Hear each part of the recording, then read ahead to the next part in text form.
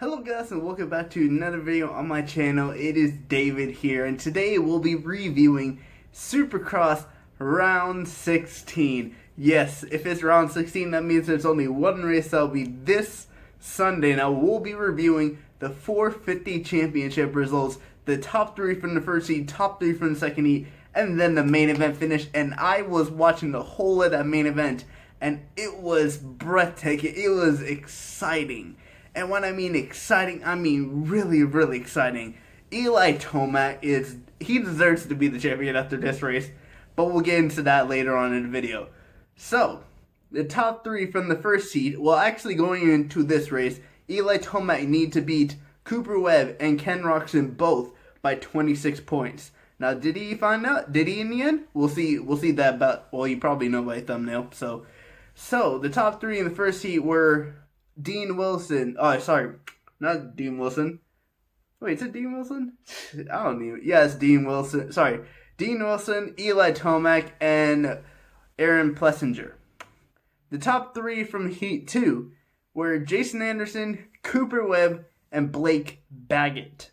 One notable name that's not in the top 3 here is Ken Roczen, who didn't have the day he did this past Sunday when he just basically completely dominated the main event. So it was really not a good day for Ken Roczen. But when it came to the main event time, now we get to the main event.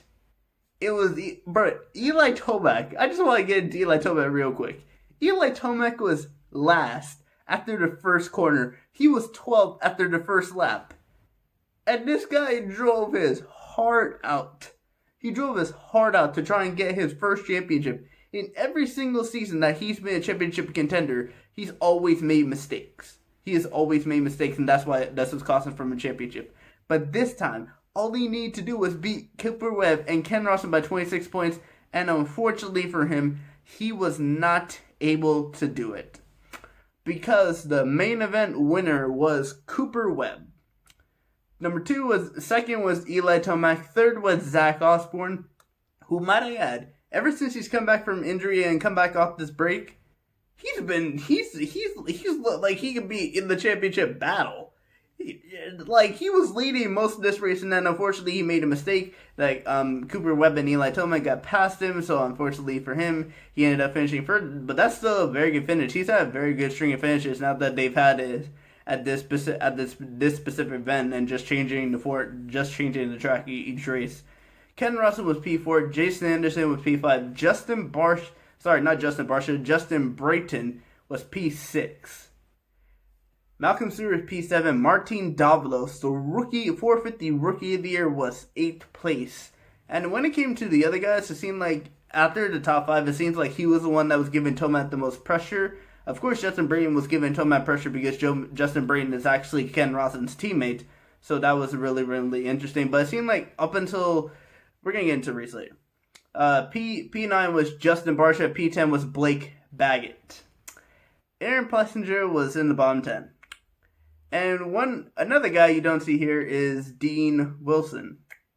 Yeah, he won the heat, and unfortunately for him, did not go good for him in the main event. But let's talk about this main event real quick. Because Zach Osborne led after the first corner, and he led for the first couple of laps. First couple of minutes. I think he kept the lead until I think about 4 or 5 minutes remaining, because they don't do it by laps, they do it by timer, and then they add a lap at the end. So he led a good amount of the race, and then Cooper Webb took over, and then when Cooper Webb took over, he never looked back. Eli Tomac was always putting the pressure on him, trying to get past him, trying to get first so he could win this championship and win the championship before they have to go in the final round. But Cooper Webb would not make a single mistake, and he just had the rhythm through most of the course that he was able to take away and win this championship battle. And with this championship battle going into the final race that will be this Sunday, who's still in a shot for a championship? We know Justin Barcia's been out. But now Ken Roczen, the number 94, is more than 26 points behind Eli Tomac, which means he is out. So Eli Tomac only needs to finish 3 positions ahead of Cooper Webb to win this championship. That's all Tomac needs. That is all Tomac needs. He just needs 3 positions, which is funny enough his number in Supercross. And Cooper Webb would have Eli Tomac would have to have such a bad race for Cooper Webb to win this championship. I don't really think it's going to happen. That's why, dude, I'll be honest, I had the thumbnail ready because Eli Tomac was driving his heart out. It looked like he was going to win this race, and I just had the thumbnail ready. I was like, Eli Tomac is going to win this championship. But unfortunately, he did not. And yeah, it's going to go into the final round, but this race, even the 250s, it provided a very good main event, so I'm very, very excited to see what they do in this final race on Sunday. Don't know if I'll be able to record it because it's going to be at the same time as the NASCAR race, and kind of a problem with that because I wish it was after so I could do both, but unfortunately I don't really know. I'll try and see if I can do both, but in terms of this main event and Cooper Webb, I gotta give him praise. He held off Eli Tomac, even though Eli Tomac was coming through the field. And Ken Rotson, he's just hot and cold sometimes this season.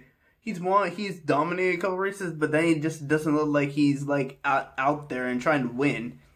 So unfortunately for him, he is now out of the championship. He will not be able to win the championship, and he's now got to focus on next season, along with others like Zach Osborne, Jason Anderson, Justin Bream, Malcolm Stewart, Justin Barsha, Blake Baggett, and then of course the 250 guys are going to be battling for a championship. Some of those guys may be coming into Supercross next season, so we could see some of them. And another driver I actually wanted to give praise to real quick is two drivers, because none of them are competing right now. One of them was competing, but the other is not competing. That is because these 2 guys are definitely going to be championship contenders for next season. Marvin Muskin, the KTM rider, I'm pretty sure, he suffered an injury before the season began, so he was not able to battle in this championship. He would probably be in a major contender because he's a very, very good rider. And Adam Cianciarulo, who is probably one of the best riders this season, and then unfortunately had an injury, and then he canceled his season, basically the rest of the season, preparing for next season, so we'll see what happens there. But anyway, guys, I will see you guys all later. Peace.